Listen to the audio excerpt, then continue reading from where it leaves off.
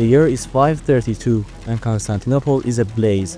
The mob chants echoed through the streets as flames consumed the city's grand hippodrome. The Nika Revolt has spiraled into chaos, whilst Emperor Justinian sits in his palace, pale and trembling. The people are calling for his throne, and Justinian is ready to run. But then, his wife, Theodora, speaks. Her voice cuts through the panic like steel. "If you wish to flee, Emperor, you are free to do so, but I will remain, for purple is a fine burial shroud." Her defiance shames Justinian into staying. But staying is only half the battle, because now they need a miracle to survive, and that miracle is just around the corner. The young general Belisarius, already proving himself in campaigns abroad, is about to cement his legacy in the smoldering ruins of the hippodrome. With unwavering loyalty to his emperor, Belisarius leads the imperial forces in a daring counterattack. The revolt doesn't just end, it is annihilated, with more than 30,000 dead. And so, against all odds, Justinian's empire is saved by the brilliance of one man, Flavius Marcus Belisarius.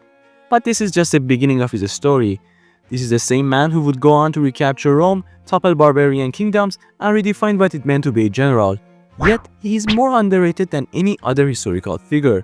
This is the story of the most underrated general in history, and to tell his tale, let's start at the beginning. It has been 50 years since the fall of the Western Roman Empire, as barbarians claimed the heart of Rome itself. This is when Justinian becomes emperor in the East. The Eastern Empire, though still rich in history and influence, was far from the powerhouse it had once been. The Balkans were threatened by Slavs, the Persians to the east were always a looming menace, and the Mediterranean was filled with pirates and marauding tribes. But the first challenge to Justinian's rule wasn't from any of them. Instead, it involved tens of thousands of angry chariot racing fans. There's an old Roman saying, "Give them bread and circus and they will never revolt." But in this case, the circus enthusiasts took things a little too far. Known as the Nika Revolts, around 30,000 people, furious over high taxes, corrupt officials, and a failing war against the Sassanids, decided to express their dissatisfaction by burning half of Constantinople. Classic Byzantium, really. Bad for them, Belisarius wasn't on their side, cause we all know what happens next. Whilst all hope for the new emperor seemed lost, Belisarius cut through the rebels like a hot knife through butter. But before diving into the epic accomplishments that made Belisarius the star of today's video, let's get to know him a bit better. Belisarius was born somewhere in the province of Thrace into a Greek family. From a young age, he pursued a military career, rising through the ranks as a Roman soldier and then as an officer. He was eventually given permission to form an elite bodyguard unit, which grew to around 7,000 strong.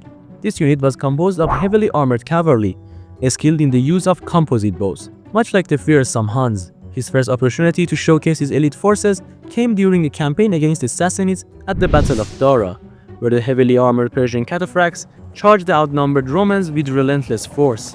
But they hadn't counted on Belisarius' cunning. As the cataphracts barreled forward, the Roman cavalry, expertly flanking their foes, unleashed a storm of arrows.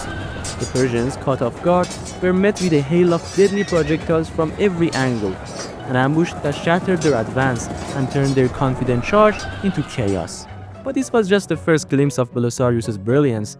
After stabilizing Justinian's rule by crushing the Nika Revolts, Belisarius was given a mission to reforge the Roman Empire once more and reclaim what had been lost to the barbarian tide. Just like any good old video game quest, reforging Rome has requirements, and the first one on the list was conquering the Vandals in North Africa. These Vandals, led by their king Gelimer, weren't exactly the model of sophistication. In fact, they had been more focused on being pirates and stealing Roman ships than, say, actually governing or making a lot of friends. But despite their rough image, the Vandals had one very important thing going for them. They controlled the grain supply of the Mediterranean. That's right, the very lifeblood of the empire's food supply. You control the bread, you control the empire. You can see how Justinian might be a little twitchy about this situation. So Belisarius, being Belisarius, set sail across the Mediterranean, knowing that this invasion was just another Tuesday. Upon landing in North Africa, Belisarius didn't waste time getting bogged down by the locals' pirate tendencies. Instead, he marched straight into battle.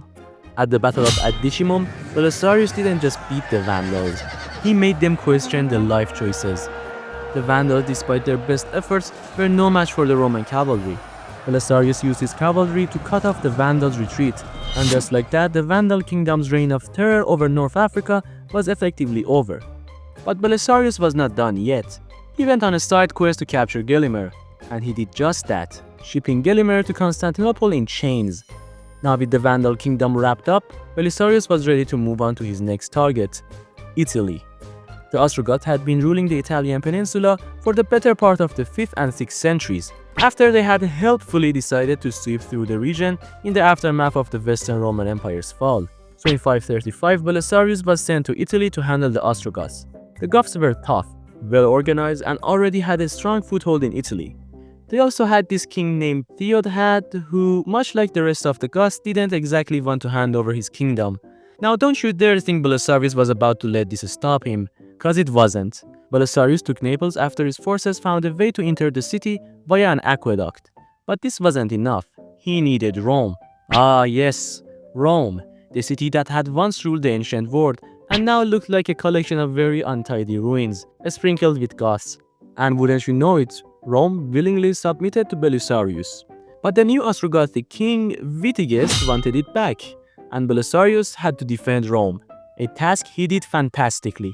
Now after this, Belisarius, with the help of another Gothid general named Narses, would go on claiming much of the peninsula for the Byzantine Empire. But the Goths weren't ready to give up just yet. Under the charismatic and determined leadership of Totila, they recaptured what they lost to the Romans.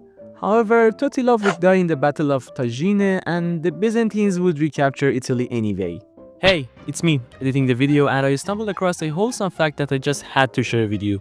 So when Totila recaptured Rome, he had this grand dramatic plan to raise the city to the ground.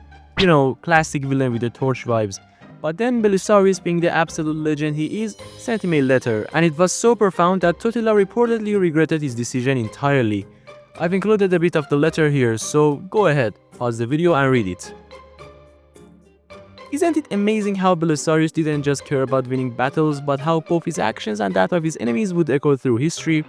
And honestly, we are here, centuries later, appreciating that level of foresight.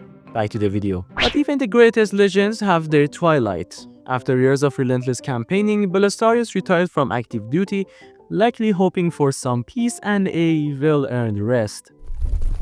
Enter Zabergan, leader of the Courtiers, a group of raiding nomads from the steppes who decided that invading Byzantine territory sounded like a fantastic way to spend their summer vacation. Their target? Constantinople. Now, you might think surely the empire has someone else to handle this, but apparently when the chips were down, all eyes turned back to Belisarius, even in his retirement. The aging general was called out of retirement and handed the unenviable task of defending the empire once again. Belisarius, being the absolute legend that he was, didn't hesitate.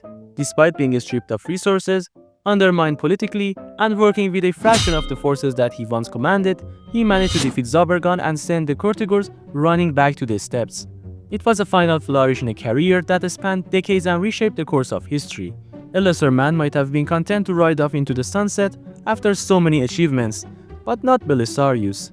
Even in his later years, he proved that age was just a number when it came to military genius. Yet for all his loyalty and brilliance, Belisarius' story ends on a somber note. Justinian, suspicious of his general's growing popularity and influence, had him accused of conspiracy and briefly imprisoned, though historical accounts vary on just how severe this punishment was. Whether or not this betrayal happened as described, the relationship between emperor and general was never the same. Belisarius spent his final years out of the spotlight, dying quietly in 565, and with his death, the Byzantine Empire lost not just a great general, but one of its most loyal and capable servants. His campaigns left an undeniable mark on history, proving that brilliance on the battlefield, even when paired with unflinching loyalty, doesn't always earn the recognition it deserves. And so ends the tale of Flavius Belisarius, the unsung savior of an empire and perhaps the greatest general you've never heard of. If you enjoyed Belisarius' story, then you won't want to miss this video on Alexander the Great. Until the next time.